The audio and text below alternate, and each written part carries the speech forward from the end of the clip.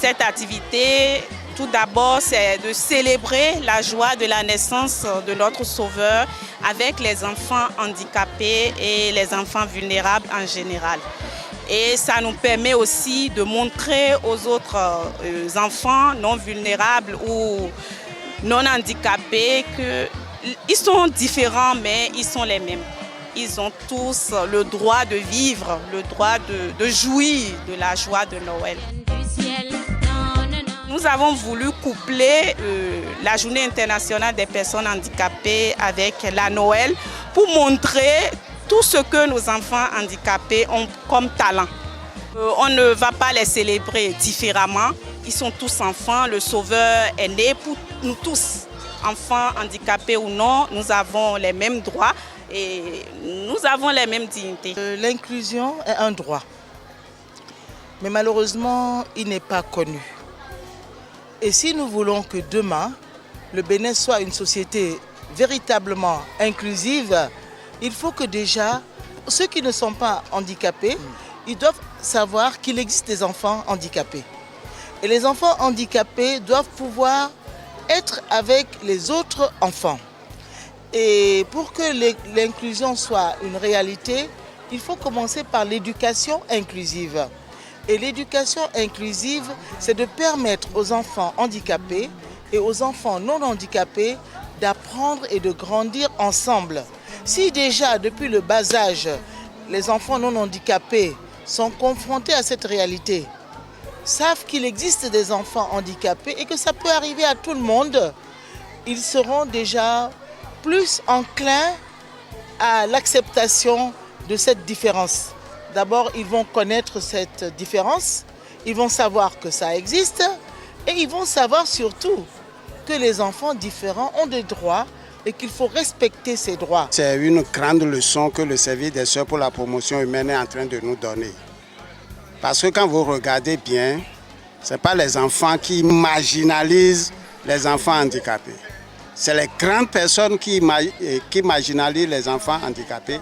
Et je pense que l'intérêt de cette journée, l'intérêt de mettre ensemble les enfants handicapés pour fêter la Noël inclusive, je crois que c'est une très grande leçon parce que ça permettra aux enfants non handicapés déjà de commencer par voir la différence de leur père et de commencer petit à petit à construire une société plus inclusive. C'est une grande joie pour moi de voir que ces enfants sont aussi des créatures de Dieu.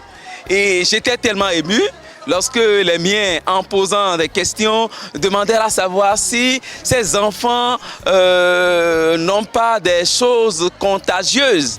Et là, ils ont compris, ils ont saisi la leçon.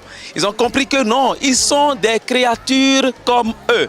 Alors, il urge de les aimer, comme le Christ nous a aimés, de les aimer et d'aller même leur manifester cet amour-là.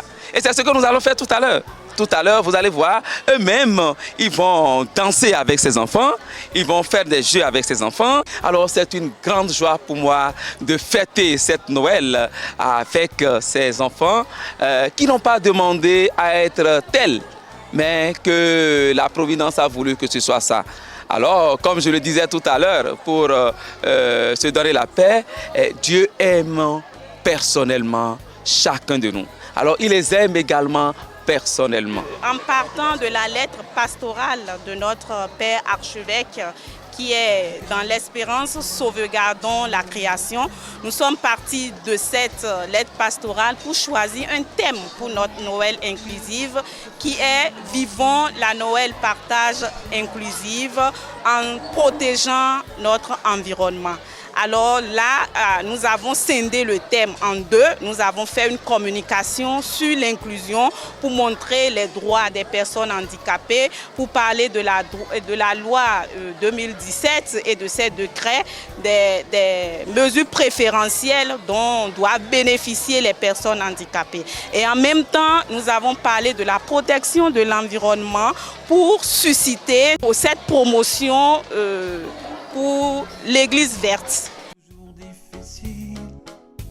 Le SSPH, je peux dire, fait beaucoup pour les personnes handicapées au Bénin, nous travaillons dans le domaine de la RBC, réadaptation à base communautaire. Donc nous accompagnons les enfants handicapés et nous travaillons avec 12 organisations locales pour la prise en charge de ces enfants au niveau éducatif, c'est-à-dire scolaire et professionnel, au niveau sanitaire, au niveau des AGR, activités génératrices de revenus. Donc, pour l'autonomisation des personnes handicapées. Et nous avons quand même déjà un bon nombre d'enfants handicapés ou de personnes handicapées que nous avons accompagnés et qui aujourd'hui quand même sont autonomes et arrivent à subvenir à leurs besoins. Alors l'autre axe, c'est les plaidoyers, c'est les sensibilisations pour changer le regard de la communauté sur la personne handicapée, pour l'inclusion des personnes handicapées, leur intégration et leur participation aux activités communautaires.